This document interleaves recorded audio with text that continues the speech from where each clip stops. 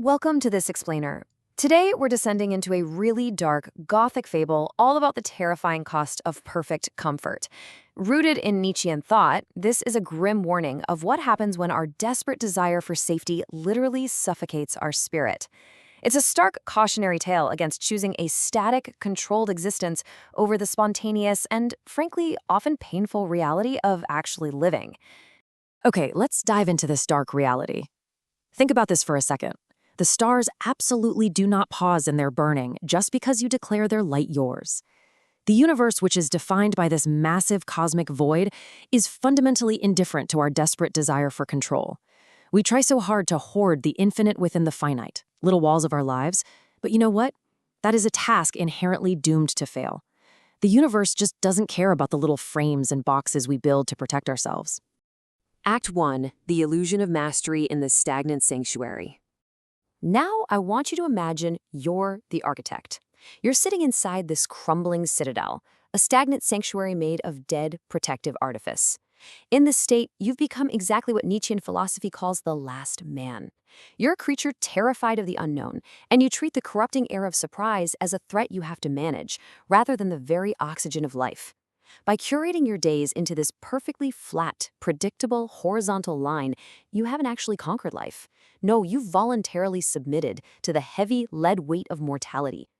And that brings us to the tragic irony of the architect. You look around this perfectly controlled environment you've built, and you genuinely think you're royalty. But here's the truth. You have mistaken your cage for a throne. You believe you've achieved absolute control, when in reality, you simply traded away an authentic, evolving existence for a stagnant, breathless prison. So what's the instrument of your self-destruction here? It's a deeply visceral process called intellectual salvage. You basically extract a memory, like a past laugh or maybe a faded fear, right out of the living body of your past. Then you pin it beneath this cold, impenetrable glass exactly like you would a dead botanical specimen. You do this because you believe that to possess a moment completely is to prevent it from changing. But the tragedy is, by doing that, you kill the very life within it. This obsession with pinning down the past triggers what's known as the existentialist reversal. You're seeking to be this god of definition, completely forgetting that existence is an irreversible verb. By trying to achieve essence without existence, you're just cowering from the radical, heavy burden of absolute freedom. You are choosing to stop choosing. You're refusing to forge your own future. Act 2. The Void and the Evil Eye. Inside those walls, your sanctuary has become this closed, suffocating system that's suffering from spiritual entropy. Without the oxygen of the unknown, the vibrant stars of your youth are literally crumbling into this choking gray powder and dead ash all around you. You haven't tamed the void outside, you've merely made yourself at home inside it, achieving a perfect equality of experience that is completely indistinguishable from nothingness. And this brilliantly illustrates the stark contrast with the wanderer who is dancing outside your crumbling walls. On one side, the architect sits trapped in sterile order, crushed by the terrifying burden of absolute freedom, desperately clinging to artifice. But on the other side, the wanderer embraces vibrant chaos, fully accepting the raw, unpolished, and often painful reality of spontaneous becoming. Watching all this joyous, authentic self-creation from your high window breeds a really toxic psychological state called resentment. Basically, you cast the evil eye upon the wanderer. You sneer at their chaotic growth, and you label their incredible vitality as some kind of childish sickness. And why? Just to soothe the agonizing pain of your own self-imposed stagnation. But here is the kicker. Your contempt is the precise measure of your hunger for the life you renounced. The dark truth is that sneering at the wanderer's struggles is just a tragic, desperate form of participation. You're an architect starving for the pain of becoming, but you're too terrified to leave your static archive. Act 3. The Shattering. Now, I want you to look into the metaphorical mirror of your crumbling citadel.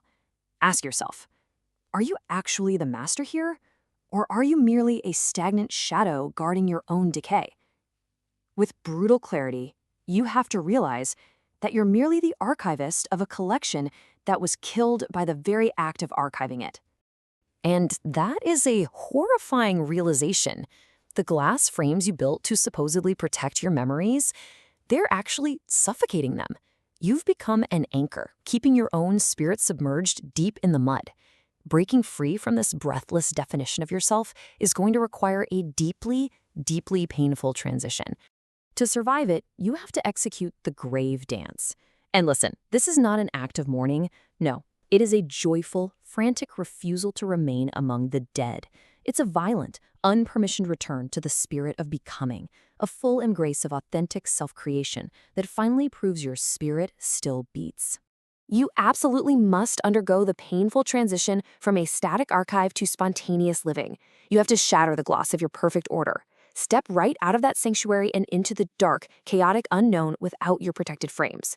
You have to accept that authentic meaning is never some permanent possession you can just hold on to. It must be continuously and agonizingly forged through action. As your stagnant sanctuary violently crumbles into dust around you, you need to realize something beautiful.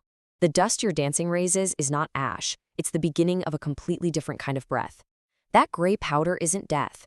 It's the irreducible motion of a living thing that utterly refuses to be penned down anymore.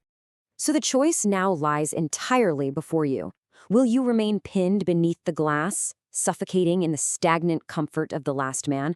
Or will you take on the terrifying burden of freedom, shatter the frame, and dance until the void finally reclaims you? The choice between the cage and the chaos is yours.